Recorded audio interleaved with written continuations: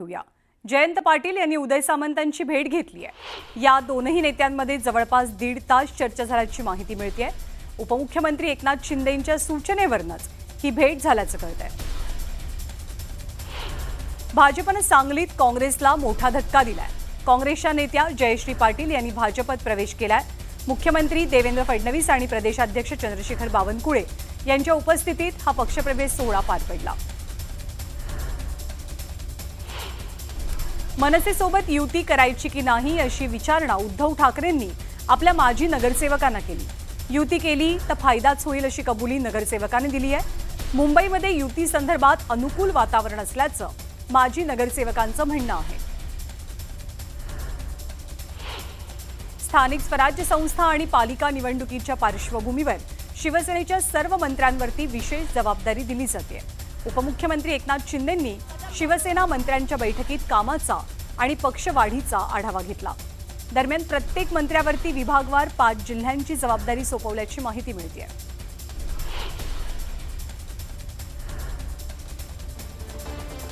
उद्या शिवसेनेचा वर्धापन दिन साजरा होणार आहे आणि याच वर्धापन दिनाच्या पार्श्वभूमीवरती उबाठा पक्ष एकला चलोरेच्या भूमिकेत आहे। उबाठाने 59व्या वर्धापन दिनानिमित्त टीजर प्रसिद्ध केलाय। यातून हिंदुत्वाची साथ घालण्यात आलेली आहे। माळेगाव सहकारी साखर कारखान्याची पंचवार्षिक निवडणूक जाहीर झाली आहे आणि अशातच अजित पवार गटाच्या कार्यकर्त्यांनी शरद पवार आणि सुप्रिया सुळेंची भेट घेतली। आमच्या पॅनलला मतदान करावं अशी विनंती करण्यात आली। संत तुकाराम महाराज यांच्या पालखीचं पंढरपूरकडे प्रस्थान झालंय। यावेळी हजारो वारकऱ्यांच्या उपस्थितीनं देहूनगरी दुमदुमली, तर आज पालखी इनामदार वाड्यामध्ये मुक्काम करेल। मुख्यमंत्री देवेंद्र फडणवीसांच्या हस्ते देहूत संत तुकोबांच्या पादुकांचं पूजन करण्यात आलं। यावेळी वारकऱ्यांनी मुख्यमंत्री फडणवीसांच्या डोक्यावरती टोपी घालून त्याचा सन्मान केला। आळंदी पालखी मार्गावरील चरोली इथे संतश्रेष्ठ ज्ञानेश्वर महाराज आणि संत नामदेव महाराज यांच्या भेटीवर आधारित संत समूह शिल्पाचं लोकार्पण मुख्यमंत्र्यांच्या हस्ते पार पडलं। सर्वात उंच 200 फुटांचा भगवा ध्वज आणि संत सृष्टी प्रकल्पाचं लोकार्पण केलं गेलं। यावेळी संत तुकाराम महाराज संतपीठातील सभागृह कक्ष, 1.5 लाख वृक्ष लागवड या मोहिमांचाही शुभारंभ झाला। आळंदीमध्ये संत ज्ञानेश्वर माऊलींच्या चरणी एका भक्तानं 1 किलो सोन्याचा मुकुट अर्पण केलाय। रत्नजडित असा हा मुकुट असून या मुकुटाची किंमत जवळपास 1 कोटी रुपये इतकी आहे। संत तुकोबा महाराजांची 11वी वंशज गाथा मोरे या चिमुकलीनं 340व्या पालखी प्रस्थान सोहळ्याचं स्वागत केलं। देहूच्या मुख्य मंदिरात पारंपरिक वेशभूषेत गाथा उपस्थित होती। खासदार सुनेत्रा पवार संत तुकाराम महाराजांच्या पालखी सोहळ्यात सहभागी झाल्या। यावेळी फुगडी खेळत त्यांनी पालखी सोहळ्याचं स्वागत केलं। संत जनाईंचं जन्मस्थान गंगाखेडमध्ये संत गजानन महाराजांच्या दिंडीचं स्वागत केलं गेलं। आज गंगाखेडमध्ये पालखीचा मुक्काम असून उद्या बीडकडे संत गजानन महाराजांची पालखी रवाना होणार आहे। कुटुंबाची सगळी चिंता सोडून विठुरायाच्या दर्शनासाठी वारकरी पंढरपूरकडे प्रस्थान करतात। संतश्रेष्ठ निवृत्तीनाथ महाराजांच्या पालखी सोहळ्यात हजारो वारकरी सहभागी झाले। विठू नामाचा जयघोष करत पालखी पंढरीच्या दिशेनं मार्गस्थ होते। श्री संत गजानन महाराजांच्या दिंडीचं दैठणा इथून संत जनाई यांचं जन्मस्थान असलेल्या गंगाखेडकडे प्रस्थान झालं। गेल्या 56 वर्षांपासून या दिंडीची परंपरा आहे। परभणी जिल्ह्यात मोठ्या उत्साहात भाविक या पालखीचं स्वागत करतात। जगद्गुरू संत तुकाराम महाराजांच्या पालखी सोहळ्याला आजपासून सुरुवात झाली आहे। यावेळी वारकऱ्यांकडून सर्वांनाच स्वच्छतेचं महत्त्व पटवून देण्यासाठी हरित वारी, निर्मल वारी, स्वच्छ वारी या उपक्रमाचं आयोजन केलं गेलं आहे। मंदिर परिसरात वारकऱ्यांनी हातात झाडू घेऊन सफाई केली आणि स्वच्छतेचा संदेश दिला। संत तुकाराम महाराजांच्या पवित्र गाथा इंद्रायणी नदीमध्ये बुडवल्या गेल्या होत्या। यावेळी तहानभूक हरपून विठुरायाचं नामस्मरण करत तुकोबा महाराजांसह त्यांचा परिवार 14 दिवस इंद्रायणीच्या काठी बसून होता। यावेळी 14व्या दिवशी तुकोबांच्या गाथा इंद्रायणी नदीतनं वर आल्या। तोच हा श्री क्षेत्र देहू येथील पवित्र आनंद डोह आणि इथेच तुकोबांच्या मूळ गाथा ठेवण्यात आल्या। हिंदीची सक्ती मनसे खपवून घेणार नाही असा इशारा राज ठाकरेंनी दिलाय। आत्ताच हिंदी भाषा सक्तीची का? हिंदीची सक्ती महाराष्ट्रातच का? दक्षिणेतही हिंदी सक्ती कराल का, असे सवाल राज ठाकरेंनी उपस्थित केले.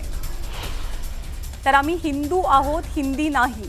महाराष्ट्रात हिंदी सक्ती करत असाल तर संघर्ष अटळ आहे, असं राज ठाकरेंनी ठणकावलंय. प्रत्येक राज्यात त्या भाषेचा मान राखला जायला हवा, असंही राज ठाकरे म्हणाले. पुण्यात मनसे विद्यार्थी सेनेच्या वतीनं आंदोलन केलं गेलं. हिंदी भाषेची पुस्तकं छापली आणि वितरित केली तर खबरदार, असा इशारा देत बालभारती इमारतीसमोर ठिय्या आंदोलन केलं गेलं. हिंदीच्या मुद्द्यावरनं राज ठाकरेंनी आक्रमक भूमिका घेतल्यावरती मनसैनिक आक्रमक झाले. ठाण्यात हिंदीच्या मुद्द्यावरनं बॅनरबाजी केली गेली. हिंदीची सक्ती कराल तर याद राखा, या आशयाचे बॅनर झळकावण्यात आले. नव्या शैक्षणिक धोरणात मातृभाषा अनिवार्य आहे. हिंदीच्या नव्या GR मधनं अनिवार्यता काढून टाकण्यात आली आहे. त्यामुळे मराठीला पर्याय नाही, पण हिंदीला पर्याय आहे, असं मुख्यमंत्री म्हणतात. केंद्रानं 3 भाषांचं सूत्र ठरवलंय. कुठलीही तिसरी भाषा शिकता येईल, असं फडणवीस म्हणाले. आपण इंग्रजीचा पुरस्कार करतो, मग भारतीय भाषांचा तिरस्कार का, असा सवाल देवेंद्र फडणवीसांनी विचारला.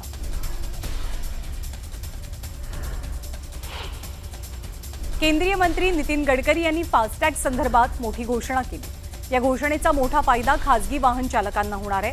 3,000 रुपयांचा वार्षिक फास्टॅग आधारित पास गडकरींनी जाहीर केला. हा पास 15 ऑगस्टपासून लागू होईल. हा पास सक्रिय झाल्याच्या तारखेपासून 1 वर्ष किंवा 200 ट्रिप्ससाठी वैध असेल. सर्वसामान्य प्रवाशांनी फास्टॅगबाबतच्या निर्णयाचं स्वागत केलं. नाशिकमधल्या प्रवाशांनी या निर्णयाचं स्वागत करत केंद्रीय मंत्री नितीन गडकरींचे आभार मानले. निर्वासन मोहिमेअंतर्गत इराणमध्ये अडकलेल्या 90 विद्यार्थ्यांना भारतात परत आणलं गेलं.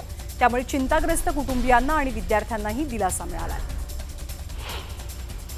सिंधुदुर्गातल्या वैभववाडीच्या नाधवडे गावातील औदुंबर सेवा ट्रस्टच्या वतीनं शालेय साहित्यांचं वाटप करण्यात आलं. 5 अंगणवाडी शाळांना स्वाध्यायमाला संच देण्यात आला. या स्तुत्य उपक्रमाचं नायब तहसीलदारांनी कौतुक केलंय. आणि यानंतर एक मोठी बातमी इराण आणि इस्रायलमधल्या युद्धासंदर्भातली. इराण आणि इस्रायलमधल्या वाढत्या तणावात आता अमेरिकेनं उडी घेतली आहे. अमेरिकेचे राष्ट्राध्यक्ष डोनाल्ड ट्रम्प यांनी तेहरानमधल्या लोकांना तात्काळ ते शहर रिकामं करण्याचा सल्ला दिलाय. अमेरिकेच्या या इशाऱ्यामुळे युद्धाचे ढग आणखी गडद होण्याची भीती आहे. इस्रायलच्या हल्ल्यानं संकटात इराण.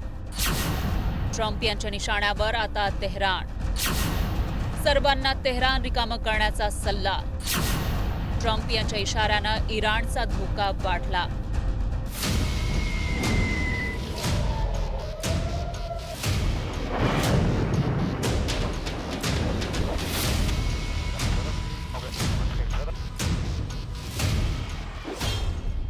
इस्रायल इराणच्या संघर्षात आता अमेरिकाही उघडपणे इराण विरोधात मैदानात उतरण्याची चिन्हे आहेत. एकीकडे इस्रायल आणि इराणमध्ये हल्ले प्रतिहल्ले सुरू असतानाच अमेरिकेचे अध्यक्ष डोनाल्ड ट्रम्प यांनी इराणला अण्वस्त्र बनवणं थांबवण्याचा कडक इशारा दिलाय.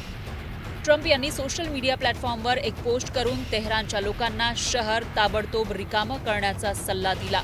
यासोबतच व्हाईट हाऊसनंही ट्रम्प अनेक महत्त्वाच्या बाबींवर लक्ष केंद्रित करण्यासाठी G7 शिखर परिषदेतून लवकर निघत असल्याचं जाहीर केलं. त्यामुळे डोनाल्ड ट्रम्प यांच्या या इशाऱ्यानं इराणच्या अडचणी वाढण्याची शक्यता आहे. डोनाल्ड ट्रम्प यांनी इराणच्या अणु कार्यक्रमाबाबतच्या त्यांच्या जुन्या धोरणाचा पुनरुच्चार केला. इराणचा अण्वस्त्र कार्यक्रम थांबवण्याच्या इस्रायलच्या भूमिकेचं ट्रम्प यांनी समर्थन केलं. आपण त्यांना सांगितलेल्या करारावर इराणनं स्वाक्षरी करायला हवी होती. मानवी जीवितहानीबद्दल मला वाईट वाटतं. मी स्पष्टपणे सांगतो की आम्ही इराणला अण्वस्त्र मिळवू देणार नाही. मी हे वारंवार सांगितलंय. प्रत्येकानं ताबडतोब तेहरान सोडलं पाहिजे.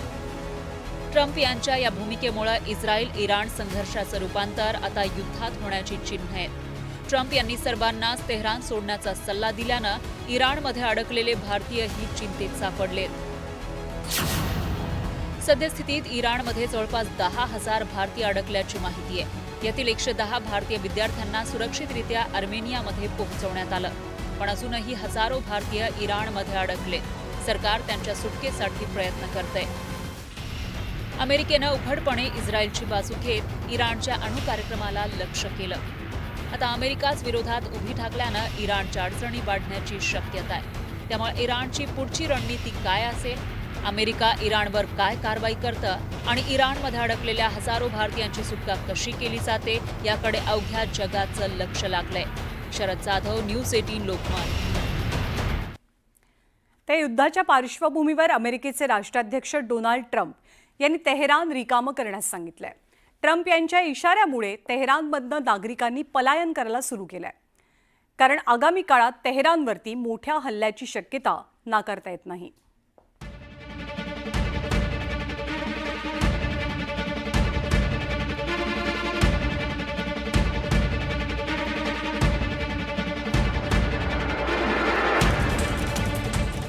इस्रायलचा भीषण हल्ला, तेहरानमध्ये हाहाकार.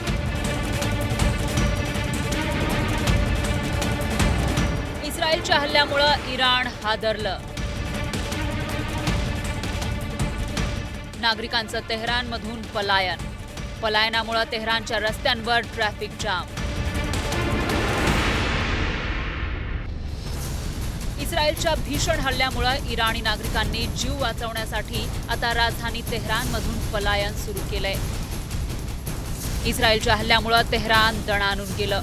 तेहरानमधील पॉश परिसरांवरील हल्ल्यामुळं लोकांनी शहरातून काढता पाय घेतला. प्रत्येक जण तेहरान सोडून जाऊ लागलाय. काहींनी तेहरान सोडण्याचा निर्णय घेतलाय तर काहींनी तळघरात आश्रय घेतलाय. 1980च्या दशकात इराण-इराक युद्धादरम्यान जे बंकर तयार केले होते त्याचा आश्रय घेण्याची नामुष्की नागरिकांवर ओढावली आहे. इकडे भारतानं इराणमध्ये अडकलेल्या भारतीय विद्यार्थ्यांची सुटका करण्यासाठी ऑपरेशन सुरू केलंय. 100पेक्षा जास्त भारतीय विद्यार्थ्यांची पहिली बॅच अर्मेनियाच्या सीमेवर पोहोचली आहे. अर्मेनियातून त्यांना मायदेशी आणलं जाणार आहे. इराणमधील भारतीय नागरिकांना भारतीय दूतावासातील अधिकाऱ्यांच्या संपर्कात राहण्याचं आवाहन करण्यात आलंय. ज्यांच्याकडे इराणमधून बाहेर पडण्याचं साधन आहे त्यांनी बाहेर पडावं असा सल्लाही देण्यात आलाय.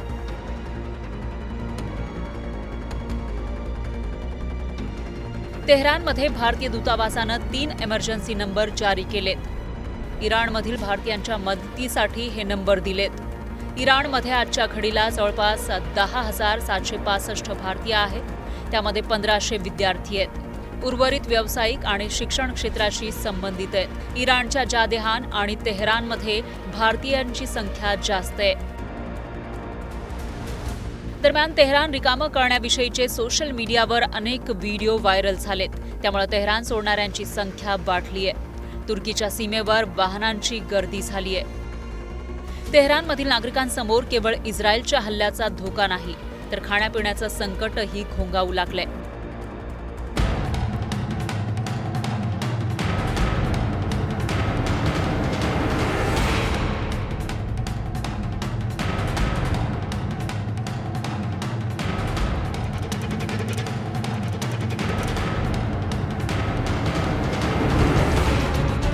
तेहरानमधील दुकानांना कुलूप लागलंय.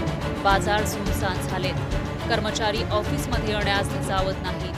एटीएम मधून ठराविक रक्कमच काढता येते. पेट्रोल पंपावर लांबच्या लांब रांगा लागल्यात.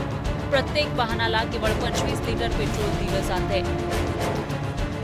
इराणमधून बाहेर पडणाऱ्यांची संख्या जास्त असल्यामुळं लोक ट्रॅफिक जाममध्ये अडकलेत. इराणनं हवाई हद्द बंद केल्यामुळं भाड्यानं टॅक्सी मिळणं कठीण झालंय.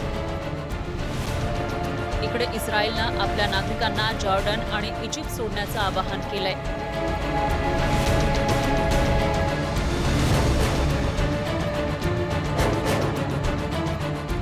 अमेरिकेचे राष्ट्रपती डोनाल्ड ट्रम्प यांनी तेहरान रिकामं करण्यास सांगितलंय. अशातच इस्रायलचे पंतप्रधान बेंजामिन नेतान्याहूंनी इराणचे सर्वोच्च नेता खामेनी यांच्यावर संभाव्य हल्ल्याची शक्यता नाकारली नाही. आम्हाला जे करणं आवश्यक आहे ते आम्ही करतोय. खामेनींना टार्गेट केल्यास संघर्ष वाढणार नाही तर तो संपेल असा दावा नेतान्याहू यांनी केलाय. त्यामुळे इराण इस्रायल युद्ध आणखी भडकण्याची शक्यता आहे.